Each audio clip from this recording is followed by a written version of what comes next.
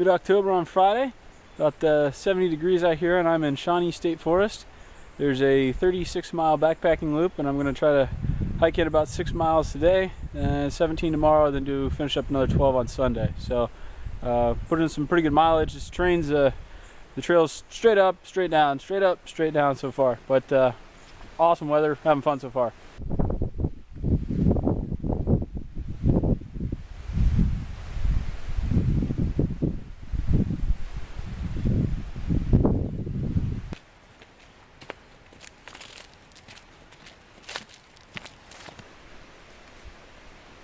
So here's a good example. The trail just came out of a river bottom, and then it goes, as you can see, straight up. No switchbacks here. So I'm about 3-ish miles in, and right over there's Fire Road 6. I'm going to take it up, cut off the trail, and there's a fire tower. I'm going to go up there, and hopefully you should have another really cool view like this.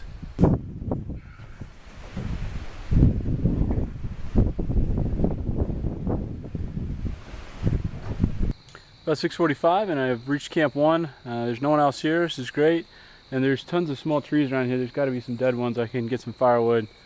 It's getting kind of late. I'm absolutely starving.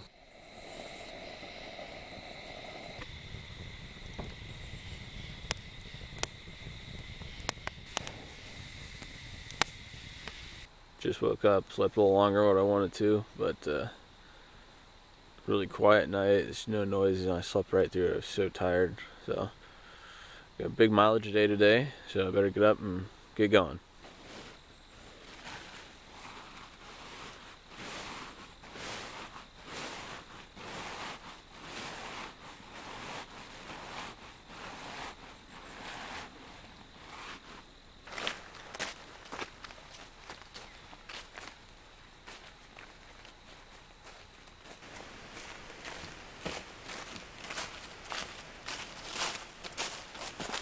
About 2 miles in, and the day was supposed to just be cloudy with no rain. It's now turned into a bit of a downpour. So I can't even put my rain jacket on. It's too freaking hot, and the elevation's just, I'm pouring sweat. So I'm just put my windbreaker on. It should keep me warm, and I'll probably just be wet and dry out tonight. So good times. It's 9:45. It's still raining, kind of sprinkling the whole time. Got my king-size payday and some beef jerky because I'm getting pretty hungry. Oh, there's a deer. Oh, bye. That was kind of cool.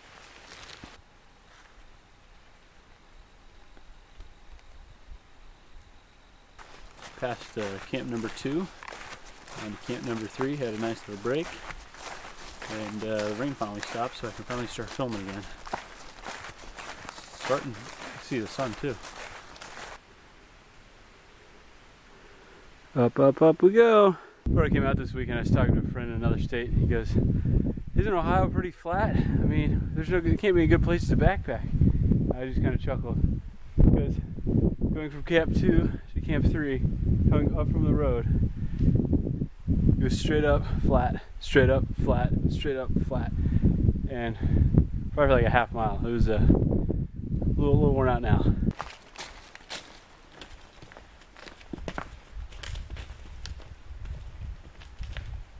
I was getting a little worried this morning it was going to rain all day, but turns out the sun has decided to show its face. This is what most of the trail kind of looks like once you get up top. Real wide open. You can easily drive a 4-wheeler down through this. But then off to the sides it drops off pretty steep and loaded with briars. So easy walking once you get up here, but the getting up and getting down is not the funnest. Whew. So I made it to the South Loop. I'm like 100 yards in. Past a very, very noisy Boy Scout camp. There must have been about 100 tents set up. So here we go. I got about 8.5 miles left to go till I reach Camp 5, which is hopefully going to be where I'm going to stay tonight. I just had the crap scared out of me. I'm walking down the trail, and I'm like in this little ditch going up, and there's this huge tree in front of me. And I hear all these leaves rustling. I'm like, oh, it's a deer. And it comes flying out of me. It's this full-size German Shepherd, like 6 feet in front of me. I about crapped my pants. It was not fun.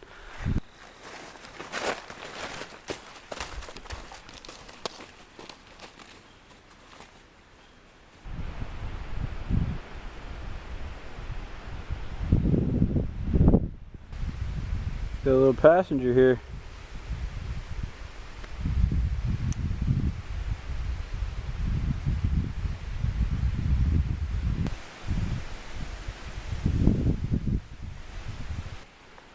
I have no idea what this plant is, but it's huge. It's like the biggest leaves I've ever seen on a tree that size. It's crazy. A little after 5:30, done about 16 or so miles. I think I got about another mile and a half left. The last mile or so has been pretty flat, so it's nice, but then I gotta go straight up a hill and hopefully campsite's open, so here we go again. It's 8 o'clock, about ready to go to bed. It's been raining the past hour and did 17.5 miles today. Good times.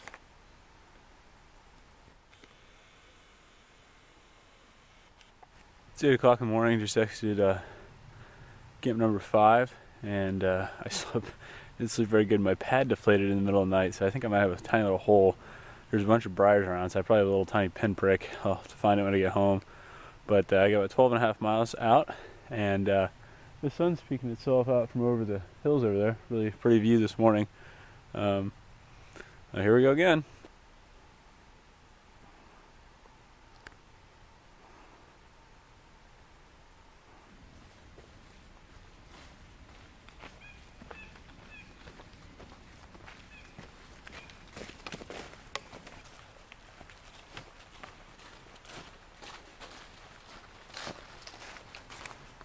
So I think this is campsite 6. It's not officially marked, but trail's right there. You can see someone made some bough beds, I guess, to put under their tents.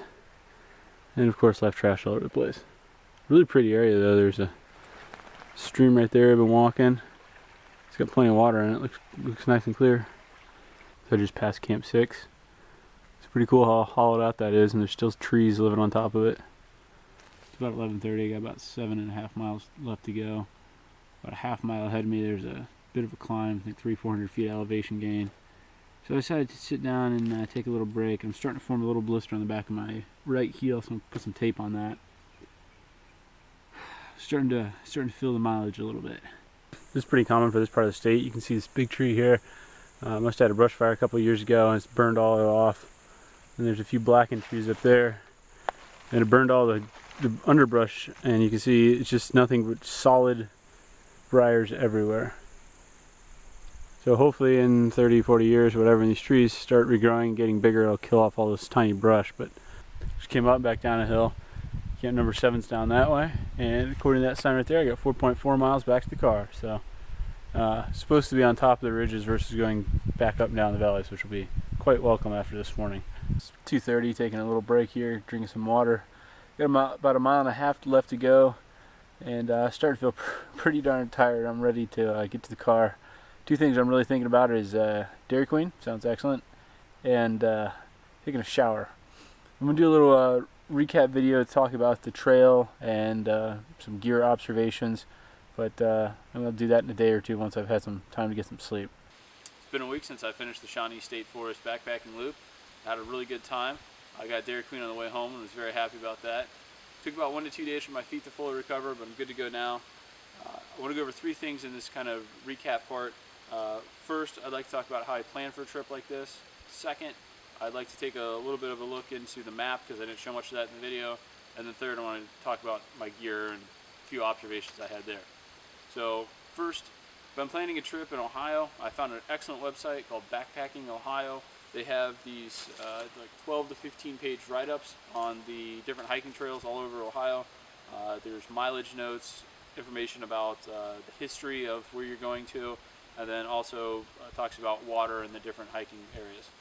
The last couple pages are really good topo maps, so you can see exactly where you are, where the elevation changes are, and let's take a little bit deeper look at one of those maps.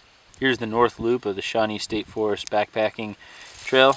I started Friday night, parked right here, and then I walked up here. This is pretty much all uphill and comes straight back downhill, uphill again. And then right here I stopped. There's a really good scenic vista going this way, and I jumped on this road right here. I didn't go up the trail. I jumped on this road, walked right up, and you'll find the fire tower. It's pretty cool. Got to get some good shots from up there. Walk back down. Right here, it looks like there's like a parking lot almost. There's some intersections with the horse trail right here. The water was full when I was there. You walk from this number 6 straight down to Camp 1 is a very steep descent. I would highly recommend getting water here. Don't go to camp and then try to hike back up because it's going to be one heck of a hike. Camp 1 was nice. It was good flat open. You could probably fit 3-4 groups there. There was also a stream that had some water in it, so you could use that. And there was plenty of small trees for firewood. So that was Camp 1, day 1. Second day I started, went this way. Went down this road the wrong way, but that's another story. This is all pretty much just on a ridge top from here down to about here. There's a massive decline right here. I think there's a big downhill right here.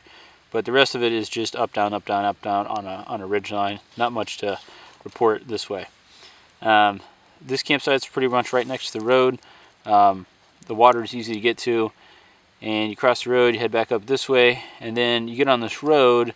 This is like a giant downhill from about here to here. You get on this road, and you got to walk on the road a ways. You'll see it main intersection with the main road 125, and you just go straight across the street. There's a little grass opening.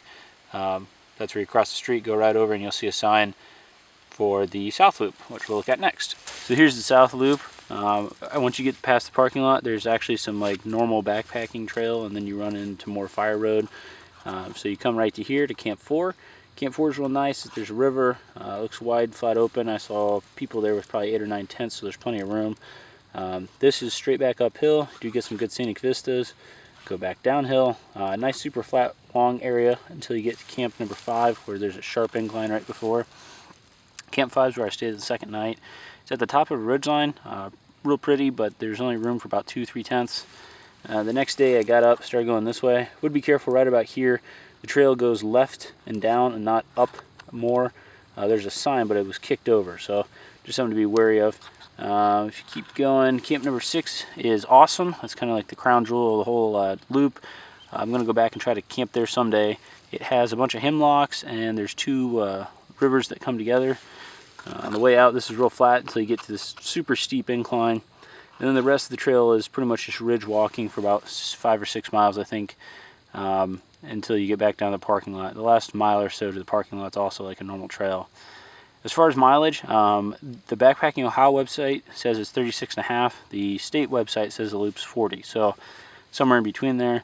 It is a lot of walking on fire road. It's a lot of up and down. It's going to wear your knees out. I would not recommend it for someone to just go do this if they didn't already have some backpacking experience.